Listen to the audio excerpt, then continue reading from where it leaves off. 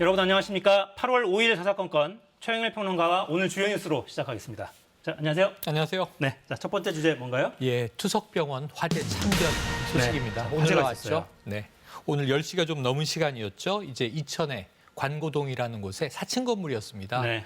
그런데 지금 사상자가 많이 나왔어요. 지금 5분 사망, 그리고 이제 40여 명, 이 경상, 그리고 이제 또 중상까지, 중상이 현재는 3분으로 전해지고 있습니다. 그런데 이게 4층, 꼭대기층이 투석 전문 병원이었던 거예요. 네. 그래서 화재는 3층에서 발생했는데 이 환자 다수 한 43명, 또 의료진 한 13명 이렇게 모여있던 병원에서 대피하지 못한 사상자가 많이 나오게 됐습니다. 네. 자, 연기가 지금 피어오르는 현장 네. 화면 지금 보고 계시고요. 네네. 인명피해가 왜 이렇게 커졌을까요? 그러니까 11시경에 이제 화재는 진압이 됐습니다. 그리고 이제 3층에서 일어난 불, 3층은 이제 스크린 골프장이 있었는데 네. 철거 작업 중이었어요. 그래서 여기 화재 원인이 혹시 뭐 용접이라든가 스파크가 튄 게 있는가, 이건 정밀 감식 결과가 나올 텐데 4시에 이제 중간 발표를 한다고 합니다. 아마 원인은 좀 시간이 걸릴 것 같습니다. 문제는 불길은 위층으로 번지지 않았지만 연기가 올라간 거예요. 네. 그러니까 연기가 천천히 깔리는데 말씀드린 대로 투석 전문 병원이고 환자가 많다 보니까 투석 중에 긴급 대피하기에는 지금 치료가 진행 중이고 또 이 환자들은 거동이 느리시죠.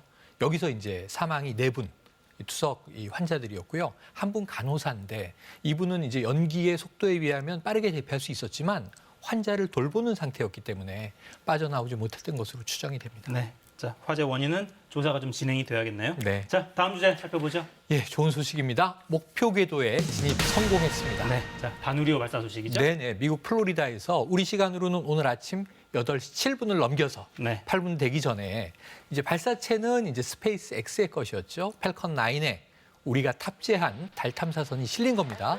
이게 발사 성공적으로 됐고요. 40분 만에 이제 로켓 분리도 됐고 발사 1시간 반 만에 첫 교신도 성공을 했습니다. 지금 일단은 달까지 날아가는 궤도에 진입은 성공했고요. 이게 무려 5달의 여정입니다. 12월 31일에 달 궤도에 진입하게 됩니다. 네, 그러니까 멀리 날아서 이제 달 궤도로 네네. 가게 되는데 이유가 목표 궤적에 일단 진입을 한 거죠. 예. 그러니까 이제 5개월 동안 이제 잘 지금 이제 타고 궤도를 흘러가면 되는데 이게 원래는 한두 달이면 갈 수 있는 계획이었어요. 애초에 네. 계획은 이게 위상전이 방식으로 한 38만 킬로미터 정도 날아가면 되는 거였는데 문제는 무거워졌습니다. 탑재체가 실을 게 많으니까 550kg 예정에서 620kg을 넘겼거든요. 그러다 보니까 이 달에 도착을 해도 연료가 부족하게 되면 달 탐사를 1년 동안 해야 되는 거예요. 그럼 연료가 모자라는데 어떡하지? 그래서 멀리 돌아가지만 이제 태양 쪽으로 갔다가 이 달의 탄도를 이용해서 다시 이 나비 형태의 궤도를 따라가는 방식을 따르지만 5개월 걸리지만 연료는 더 절약이 된다고 네. 해요. 1년간의 임무를 수행할 수 있게 됐습니다. 네, 인력을 활용하고 이렇게 되기 때문에 먼 길을 돌아가지만 오히려 연료는 절약된다. 그렇습니다. 자, 달 궤도에 연말에 도착하게 된다고 했는데 네. 어떤 임무 수행하게 되죠? 할 일이 많습니다. 먼저 2030년에 우리는 달에 착륙선을 보내게 되죠. 그럼 이제 하루에 12번 달을 돌면서 우리나라의 이제 항우연을 비롯해서 여러 연구소들이 개발한 첨단 광학 장비와 측정 장비들이 들어있어요. 네. 감마선도 분석하고 또 광측정도 하고 이게 광시야 평광 카메라도 들어있고 고해상도 카메라도 들어있습니다. 그러면 이제 달에 착륙하진 않아요. 하루에 12번씩 달의 궤도를 돌면서 달의 표면을 관찰하고 실험하는 거죠. 그래서 2030년에 우리가 착륙선을 보낼 때 착륙지도 여기서 선정을 하게 되고요. 네. 그리고 이제 달에 과연 이 보이지 않는 사각지대, 음영 지역이 있는데 여기에 물이 존재하는가, 헬륨3가 존재하는가 이러한 이제 과학적 실험도 하게 되고요, 분석도 하게 되고요. 굉장히 여러 가지 임무를 안고 있습니다. 네. 자, 심우주 탐사용 우주 인터넷 시험 이걸 네. 실시하는데 예, 방탄소년단 노래. 그렇습니다. 네. 뭐 빌보드 차트에 여러 차례 1위를 한 BTS가 다이너마이트 불렀잖아요. 네. 그 곡을 이것도 지금 우리나라의 애트리가 개발한 거예요. 이 말씀하신 대로 우주 인터넷, 우주에서 인터넷 전송으로 우리가 그럼 달 궤도에서 이 다누리가 BTS 노래를 송출했을 때 지구에서 우리가 그걸 스트리밍으로 들을 수 있는 것인가? 들을 수 있다고 합니다. 그래서 아마 조만간 이 달에서 날아오는 BTS의 다이너마이트를 우리가 뮤직 비디오도 보고 음원도 듣고 할 수 있는 아마 경험을 하게 될 것 같습니다. 네. 조금 전 화면에는 펠컨 9의 1단 추진 로켓 네. 지구로 회수하는 모습까지 로켓은 지금 벌써 지구상으로 회수가 됐죠. 네, 확인하셨습니다. 네, 자 다음 주제 살펴보죠. 네, 이게 오락가락하는 뉴스인데요. 비상 상황으로 결론이 났네요. 네, 자 국민의힘 비상이랍니다. 아마 이따가 많이 다루시게 될 텐데 간단하게 정리드리면 오늘 오전에 상임 전국위가 열렸습니다. 네. 여기서는 뭘 하느냐 하면 우선은 이게 우리 당의 비상 상황이라고 최고위가 의결해서 안건을 넘겼는데 정말 비상 상황인지 아닌지 유권 해석이 필요한 거예요. 유권 해석의 결과 비상 상황이다.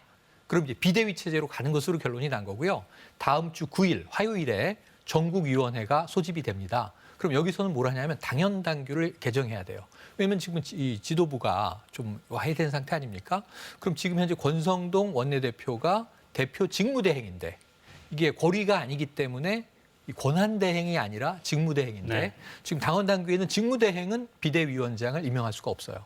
대표와 권한대행만 임명할 수 있는데 이게 직무대행을 포함해서 권성동 원내대표가 이 차기 비대위원장을 임명할 수 있도록 권한 부여를 하는 게 전국의 목표고요. 아마 주말을 거치면서 지금 이 비대위원장 물망, 비대위원들 아마 구성은 시작될 것으로 관측이 됩니다. 네, 비대위가 구성되면 이준석 대표의 대표 지위는 사라진다라는 이야기가 원래는 공식적으로 이제 나왔고. 좀 와전이 돼서 서병수 의장이 초기에는 자동 제명이다. 그래서 그럼 당에서 쫓겨나는 것이냐? 근데 그건 아니고 대표직에서 자동 해임이 되는 것으로 해석이 됐고요. 네. 자, 이준석 대표 지금 뭐 반격이 또 만만치가 않습니다. 그럼 이 흘러가는 수순에 대해서 정말 비상 상황이 합법적인 거냐? 가처분 신청을 할 수도 있다. 할 것으로 지금 얘기가 나오고 있고요. 그 외에도 지금 이제 당에 대한 비판, 윤핵관에 대한 비판을 넘어서 대통령실과 대통령에 대한 직격 비판까지 쏟아내고 있는 상황입니다. 네, 자, 이 이야기는 잠시 후에 여의도 사사건건 코너에서 좀 더 자세히 다루겠습니다. 자, 다음 주제 살펴보죠. 네, 넓어지고 녹지도 늘었다. 네, 자, 광화문 광장. 광화문 광장입니다. 이게 공사 오래 했거든요. 네. 그쪽의 직장인분들은 출퇴근 시간에 정말 좀 이 교통 트래픽 때문에 고생을 하셨어요. 내일 개장을 합니다. 내일 저녁 7시에 기념 이 축하 행사도 열리고요.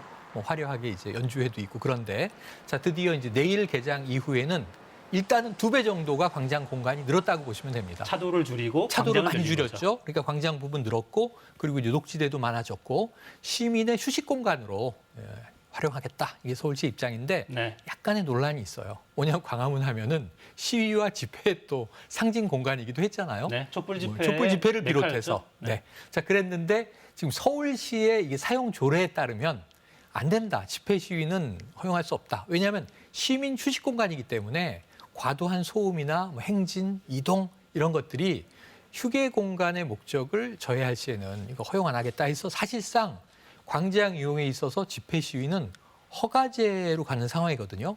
근데 이게 좀 상위 법령과 또 상충될 수 있습니다. 네. 우리가 흔히 저 용산 대통령실 앞에서도 행진 시위는 허용한다. 100m 이내, 뭐 100m 밖. 이게 법원에서 지금 계속 판단을 받잖아요. 그래서 법원에서도 이 집회 신고에 대해서 서울시의 허가보다 법률상으로 이 집회는 허용하는 게 맞다 그러면 또 이제 조례하고 법률이 충돌할 여지들도 있는 거죠. 앞으로 어떻게 될지 다소 이 부분, 이 집회 시위의 허가제에 대한 부분들은 논란이 남아 있네요. 그러네요. 광화문 광장 사용 관리에 대한 조례 네. 이게 이제 규칙이라는 거죠. 그렇습니다. 서울시의 규칙인 거죠. 그렇습니다. 이게 상위법과는 충돌하는 부분이 있으니까 네. 법적으로는 다툼이 좀 있을 수도 있겠습니다. 자, 마무리하죠. 최영일 평론가였습니다. 다음 주에 뵙겠습니다. 고맙습니다.